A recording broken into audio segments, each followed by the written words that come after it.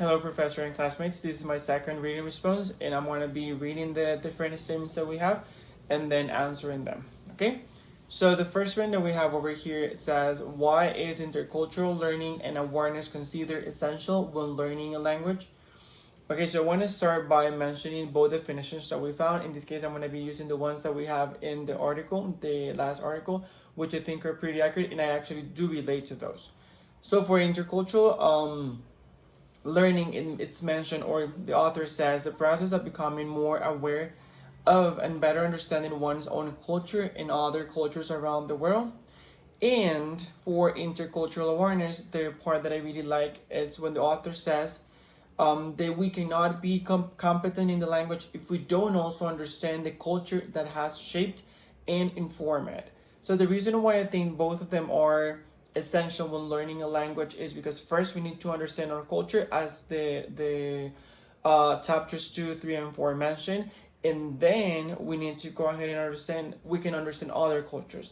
And once we're able to understand our culture and other cultures, we can move on and start teaching. Because how can we actually teach something if we are not aware of it? Or how can we teach, for example, idiomatic expressions, or even understand idiomatic expressions if we have not taken some time to understand why something is said, or why they actually use it, and in which context they actually use it, which is a pretty common question when students actually watch a movie or a TV series and they hear a phrase and they come to you and they're like, teacher, what's the meaning of this, or when can I use this? Is it formal? Is it informal?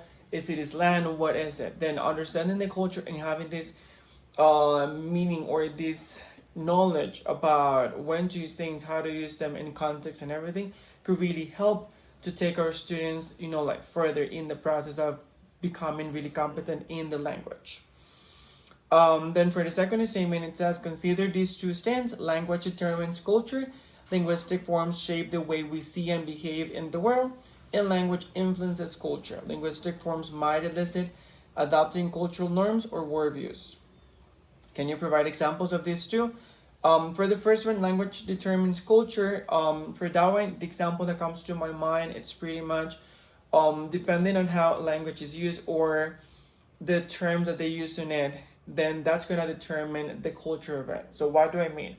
The first thing that comes to my mind is, for example, like based on my background, I will be surrounded by very male chauvinistic type of language where depending on what you were doing, you would be said like, oh, you look like a girl, or you kick like a girl, or something like that. So the fact that if someone that is outside of this comes into my, let's say, into this type of circle or surrounding, and they start listening to this type of examples, they immediately are going to think that, oh, this person, maybe this kid is gonna grow up being very chauvinistic because of the environment that what he grew up in. Is that when people say there's kids are not haters, they become haters because of the education and values and everything that they are taught, or what they are actually taught, in case if they're taught something like this. So that's the first thing that comes to my mind, and how the environment where you grew up in is going to affect everything. The terms that you listen, if you are encouraged or if you're not, if you are allowed to show weakness, all of these things will pretty much shape who you're going to be and how you're going to react to different things. And for the second one, which is language influences culture, for this one, what I thought was pretty much the whole process of adapting yourself to another culture. But again, to do this first, you need to understand yours and to understand how much you're willing to go in the process and how much you want to adapt. And I think that it starts in, we mentioned this in one of our, well, not in one, in our previous class, where we're saying that sometimes in our case, the ones that are from not the Central Valley, when we come to the Central Valley, we find words that are very different. And sometimes people, they just mock us, or they just make fun of us, and like not in a bad way, but because of the term that we're using. And I think a pretty two simple ones that come to my mind is when the way that we call sharpener in Spanish. That, for example, in San Carlos we have one, but there are places here in the Central Valley where people call it differently. And the same for there was this other one. I forgot the word in English, but they wouldn't stick with something at the end that used to clean the floor.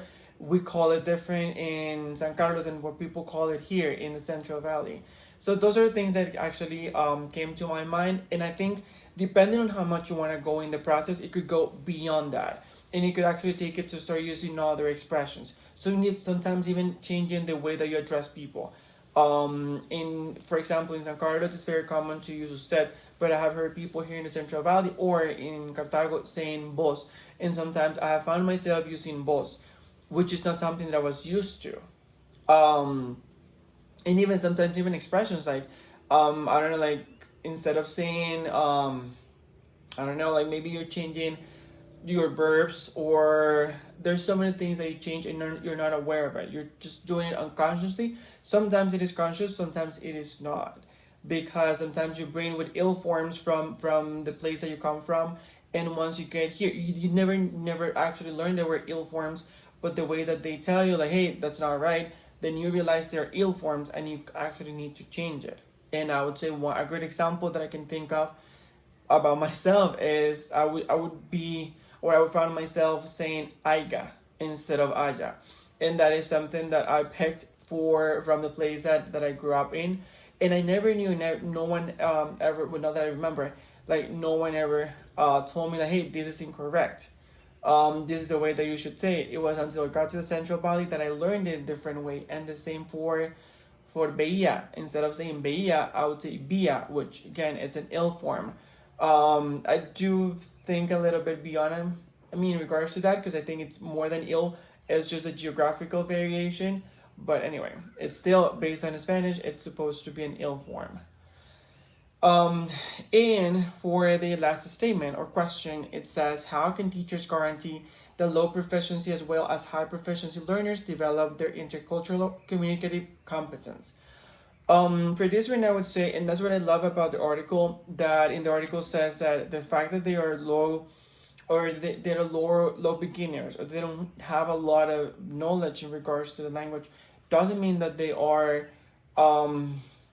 let's say, they are not capable. I don't want to use a bad word.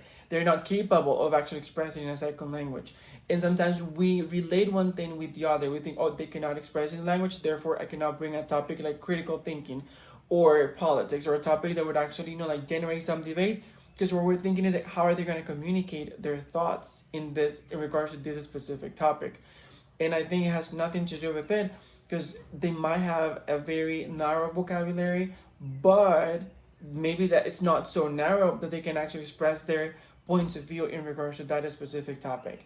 And the way that we can actually guarantee that this doesn't happen, that we don't limit our students, is by, like, as we say sometimes in Spanish, like, test the water. Like, see how it is. Okay, throw a question over here and see how they can react to it. How do they respond to it? Was it good? Can it be worked on? Or maybe we should work a little bit harder on structures and vocabulary and then bring it on. But I think it's just a process. Again, it's just a process of understanding our reality and understanding their reality, and how much we can go with it. That's why sometimes when we start a course or a topic, we actually ask, or we have some diagnostic assessment to see how much they know about the topic and how much they can actually talk about the topic. If they already have some knowledge of it, we could take it further, and if they don't, we need to start like building some basis for them. But it's fundamentally it's mandatory for us to make sure that we, as teachers, that we are going beyond just teaching grammar or teaching vocabulary, because the 21st century is actually demanding for them to be more critical and to be more culturally aware of everything, pretty much, to be in contact with the second language that they are actually learning. Because if our students are expecting to only be able to speak and not understand why you're saying something or the way that we're saying something, then they're pretty much being set for failure. And as teachers, that's the last thing that we actually want to do. Anyway, thank you very much for watching my reading response. I hope you have an amazing rest of your day.